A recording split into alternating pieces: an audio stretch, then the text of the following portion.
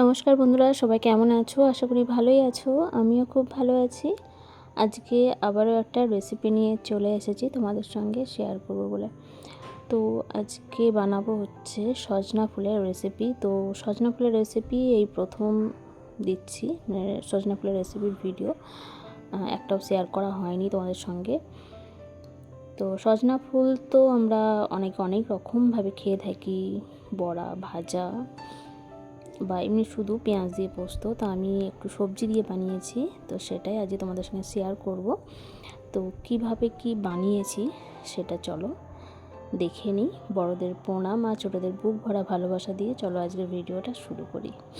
তো প্রথমেই সজনা ফুল তুলে নিয়েছি বলতে সজনা ফুলের ডাল ভেঙে নিয়ে চলে এসেছে আমার বর, তুলে নিয়ে চলে এসেছে ছাদ থেকে। আমাদের গাছের ফুল এটা, আমাদের বাড়িতে গাছ আছে, তো সেটাই। তো সবার বাড়িতে তো গাছ নেই, তো কিনেই খেতে হয়। তবে কেনা ফুলগুলো দেখবে এতটা সতেজ, এতটা সুন্দর হয় না। কেনা ফুলগুলো কীরকম যেন একটা কালুটে মতন আর নেতিয়ে থাকে। কিন্তু কি করব, আমাদের একদিন কিনে নিয়ে এসেছিলো গাছের। এরকম ডাল ভেঙেও সবসময় খেতে ভালো লাগে না, তো ফুলটা একদমই ভালো লাগে না দেখতে, কি আর করা যাবে, তবু খেতে হয়, সিজনের জিনিস। আর এই সজনা ফুল খাওয়া খুবই ভালো, খুবই স্বাস্থ্যকর একটা খাবার, অনেক রোগ প্রতিরোধ ক্ষমতা বাড়ায়। তো যাই হোক, চলো ফুলগুলো তো মানে ফুলের ডাল তো ভেঙে নিয়ে চলে এসেছে। এবার ফুলগুলো একে একে বেছে নিতে হবে, ডাল থেকে এবার ভেঙে নিতে হবে। তো দেখো ছোট ছোট একটু ডাঁটাও হয়েছে, সেইগুলো আমি ফেলবো না, রান্না করে নেবো। এগুলো বেশ ভালো লাগে খেতে। আর যেহেতু পোস্ত দিয়ে বানাবো, পোস্ত দিয়ে তো যে কোনো রান্নার স্বাদটাই পুরো চেঞ্জ হয়ে যায়, তার মান সম্মানটাও বাড়িয়ে দেয়। তো যাই হোক, দেখো তোমাদের সঙ্গে কথা বলতে বলতে আমার ফুলটা মোটামুটি বাছা হয়েই এলো। আর ডাঁটাগুলো আমি এক সাইডে বেছে রেখে দিচ্ছি। তো আমার পুরনো বন্ধুরা তো আছোই আমাকে সাপোর্ট করার জন্য। তোমাদের সাপোর্ট, আশীর্বাদ, ভালোবাসায় আমি আজ এত দূরে পৌঁছেছি। তোমাদেরকেও অসংখ্য ধন্যবাদ, অনেক ভালোবাসা। এইভাবে পাশে থেকো, সাথে থেকো। আর আজকে প্রথমবার যে বন্ধুরা আমার চ্যানেলে ভিজিট করেছো, তোমাদেরকেও অসংখ্য ধন্যবাদ, অনেক ভালোবাসা, অভিনন্দন ও শুভেচ্ছা। তো চ্যানেলটা যদি সাবস্ক্রাইব না করা থাকে অবশ্যই সাবস্ক্রাইব করে নিও। আর পাশে থাকা বেল আইকনটা প্রেস করে অল নোটিফিকেশানটা অন করে দিও, তাহলে আমার নতুন ভিডিও সবার আগে তোমাদের কাছে পৌঁছে যাবে। তো দেখো ফুলগুলো মোটামুটি অনেকটাই বাছা হয়ে এসেছে। দেখতে খেতে সুন্দর হলে কি হবে, এইসব রান্না একটু ঝামেলাও আছে, কারণ একটা করে বাছতে অনেকটাই সময় লাগে। তবে অসাধারণ খেতে হয় এই রান্নাটা। তো একদম রেডি, দেখো এত সুন্দর লাগে আর এত সুন্দর সেন্ট। আমাদের গাছ ভর্তি ফুল হয়েছে, পুরো বাড়ি যেন এই ফুলের গন্ধে পুরো ভরে গেছে।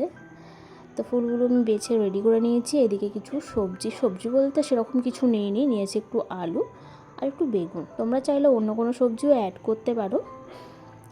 তো নিয়েছি টমেটো আর কাঁচা লঙ্কা।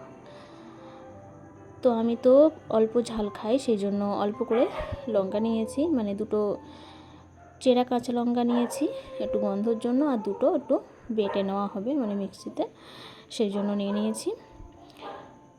এদিকে একটা বাটি নিয়েছি, সেটা একটু মশলা নেব।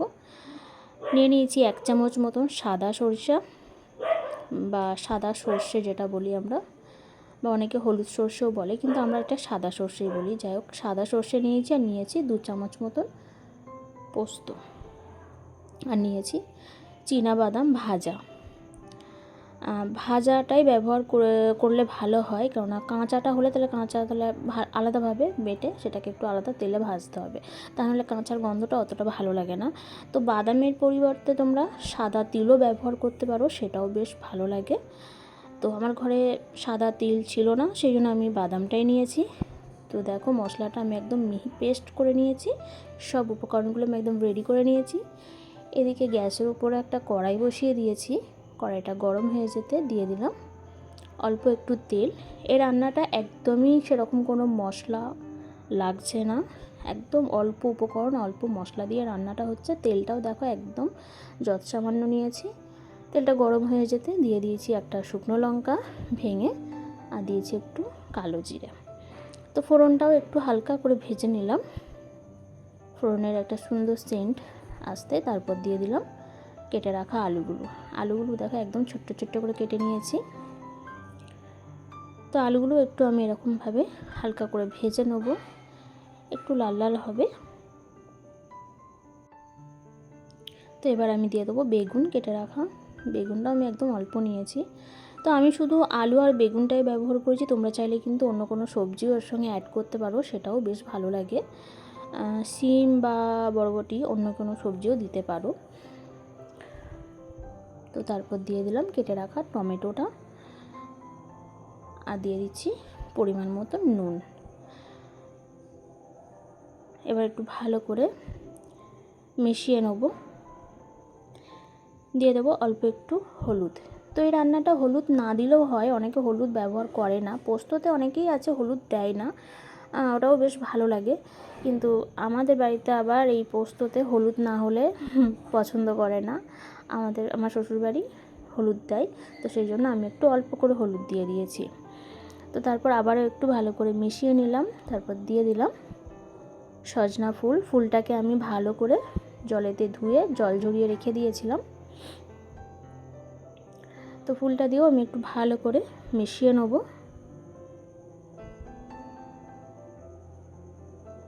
এই রান্নাটা খুবই সহজ আর অসাধারণ একটা রান্না, অসাধারণ একটা রেসিপি। এত সুন্দর, এত কম মশলা দিয়ে সত্যি ভাবা যায় না। তো তারপর দেখো ঢাকা চাপা দিয়ে রেখেছিলাম মিনিট 5 জন্য, গ্যাসের ফ্লেমটা একদম লো করে। তারপর আবার চলে এসেছি ঢাকা খুলে। তো ভাজা হয়ে গেছে সবজিগুলো। এবার আমি এটা একটা জায়গায় তুলে রাখবো। তারপর আবার ওই কড়াটা ধুয়ে বসিয়ে দেবো। কড়াইটা বসিয়ে দিয়েছি ধুয়ে পরিষ্কার করে। আবার একটু তেল দিয়ে দিচ্ছি অল্প পরিমাণ। তেলটা একটু নাড়িয়ে চাড়িয়ে নিচ্ছি। এবার গরম হয়ে যেতে যে মশলাটা বেটে রেডি করে রেখেছিলাম ওই মশলাটাই দিয়ে দেবো। তো এই রান্নাটা একদমই দেখছো সেরকম কোনো মশলা দিচ্ছেই না, একদম সামান্য মশলা দিয়ে রান্না হচ্ছে। তো যে কেউ খেতে পারে এই রান্নাটা, আর আশা করি সবারই ভালো লাগবে, ছোট থেকে বড়। অসাধারণ একটা রেসিপি। তো এই মশলাটাকেও আমি একটু ভালো করে কষিয়ে নেব। তারপর দিয়ে দেবো ভেজে রাখা সবজিগুলো। দিয়ে এবার মশলার সঙ্গে ভালো করে আমি মিশিয়ে নেব আবারও। তারপর দিয়ে দিলাম বাটি ধোয়া অল্প একটু জলটা দিয়ে ভালো করে মিশিয়ে নেব। খুব বেশি জলও ব্যবহার করতে হচ্ছে না, একদম সামান্য জলই দিতে হবে। আর একটু জল দেব। তো আগে মশলাটা ভালো করে মিশিয়ে নিই। তারপর দিয়ে দেবো আবারও এক বাটি দিইনি, ওই হাফ বাটি মতন একটু জল দিয়ে দিয়েছি। আবার একটু ঢাকা চাপা দিয়ে রাখবো কিছুক্ষণের জন্য। কারণ অল্প করে জল দেওয়ার কারণ হচ্ছে যে এটা একদমই শুকনো হবে, সেই জন্য অল্প করে জল দিয়েছি। আর একটু কাঁচা লঙ্কা চেরা দিয়ে দিয়েছি, আর ওপর থেকে একটু কাঁচা সর্ষের তেল।